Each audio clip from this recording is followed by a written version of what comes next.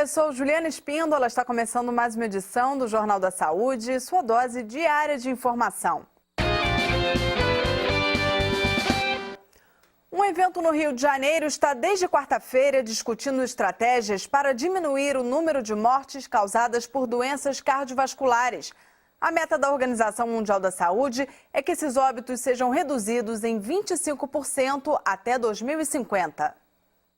Representantes da Sociedade de Cardiologia de todo o país e profissionais de saúde participam do Congresso e debatem as propostas da Carta do Rio de Janeiro. O documento foi elaborado por cardiologistas de todo o mundo e descreve um conjunto de medidas que podem ser adotadas em campanhas de prevenção. O presidente do Congresso descreve os principais fatores de risco que precisam ser reduzidos. Reduzir o tabagismo em 30%. Relativamente ao que já se fuma, tá? A redução do sal na comida, na verdade a gente recomenda até 5 gramas de sal por dia, combate à obesidade, atividade física para todo mundo, controle adequado, diagnóstico e controle adequado da hipertensão arterial e do diabetes. Por ano, 17 milhões de pessoas morrem no mundo por doenças cardiovasculares, como AVC e infarto. Aqui no Brasil são cerca de 300 mil mortes por ano. Só para ter uma ideia do que isso significa, é como se a cada 2 minutos um brasileiro morresse por causas cardíacas. Na tentativa de diminuir esses números, especialistas defendem que é necessária também a participação do governo, com políticas públicas para conscientizar a população do risco de doenças cardíacas e promover hábitos mais saudáveis. E a ajuda do governo não é só dar esse subsídio para as pessoas, é também fazer com que elas tenham um melhor acesso aos índices socioeconômicos, porque não adianta você querer que o indivíduo faça exercício físico se você não der tempo para esse indivíduo fazer o exercício físico. Para que essa redução ocorra, participantes do Congresso de Cardiologia discutem a importância de fortalecer as campanhas de prevenção e não só o tratamento da doença, mas na hora de alertar o paciente, a principal dificuldade encontrada por muitos profissionais de saúde é a mudança de hábitos. Fazer um sedentário passar a fazer exercício, fazer um indivíduo reduzir o sal da comida, fazer um fumante parar de fumar é muito difícil, né? Assim como fazer uma pessoa que está acima do peso chegar ao seu peso ideal. Então você vê que são medidas a princípio simples, mas que elas precisam de um esforço muito grande do indivíduo. E nós, como os profissionais de saúde de uma maneira geral, precisamos alertar a população, precisamos perder um pouco mais de tempo na nossa consulta, falar com o indivíduo, olha, você precisa fazer atividade física, você precisa reduzir o sal, porque todos esses programas que foram feitos no mundo e que deram certo, e a gente tem alguns desses programas que deram certo, foi quando se envolveu múltiplos profissionais de saúde que gastaram um tempo maior se dedicando àquele paciente. O Dia Mundial da Saúde vai ser celebrado domingo agora, dia 7 de abril. Para marcar a data este ano, a Organização Mundial da Saúde escolheu a hipertensão como uma preocupação prioritária. Para celebrar o dia 7 de abril, a OMS sempre escolhe temas que têm apresentado impacto na saúde pública mundial. Este ano, a preocupação está voltada para a prevenção da pressão alta em pessoas com mais de 25 anos de idade. A agência pediu que os governos de todos os países aumentem seus esforços para prevenir e tratar a hipertensão. Um problema que hoje afeta cerca de 1 bilhão de pessoas em todo o mundo e contribui para a morte de mais de 9 milhões a cada ano por doenças cardiovasculares, como infartos e acidentes vasculares cerebrais. Elas são as principais causadoras de mortes prematuras e invalidez.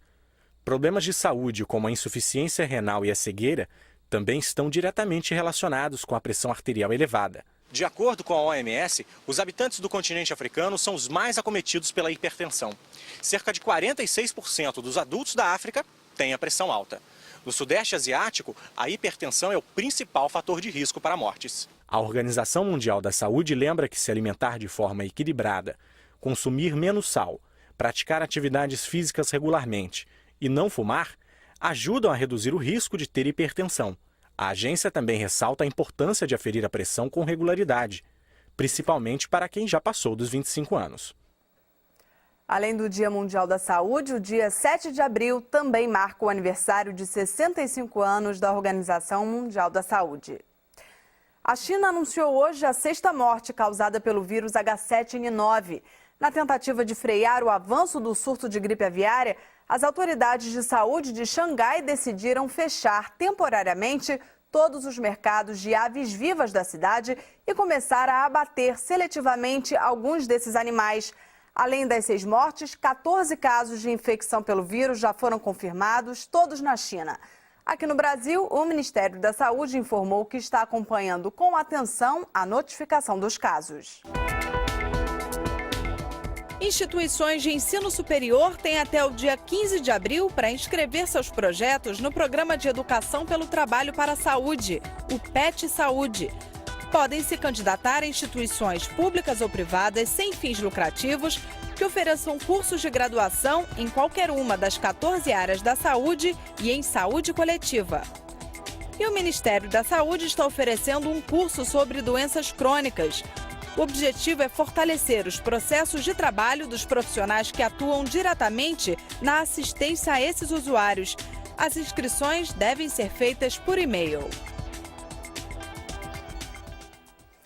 Autoridades de saúde americanas estão preocupadas com o aumento dos casos de crianças diagnosticadas com TDAH, o transtorno de déficit de atenção e hiperatividade.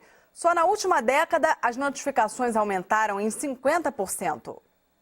Cerca de 6.400.000 crianças americanas, na faixa etária de 4 a 17 anos, foram diagnosticadas com o transtorno do déficit de atenção e hiperatividade em algum momento de suas vidas. Um aumento de 16% desde 2007 e de 53% em relação à última década. A Ritalina ou Adderall são os estimulantes prescritos para cerca de 2/3 das pessoas com um diagnóstico do transtorno.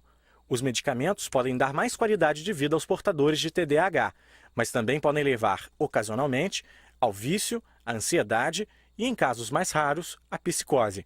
O aumento do registro dos casos preocupa alguns médicos, que acreditam estar havendo um excesso de diagnósticos e prescrições de medicamentos para crianças saudáveis, para que elas fiquem mais calmas e tenham melhor desempenho escolar. De acordo com dados do Centro de Controle e Prevenção de Doenças dos Estados Unidos, 11% das crianças em idade escolar receberam um diagnóstico médico de TDAH. O Jornal da Saúde fica por aqui. A gente, claro, volta a se ver na próxima edição. Até lá!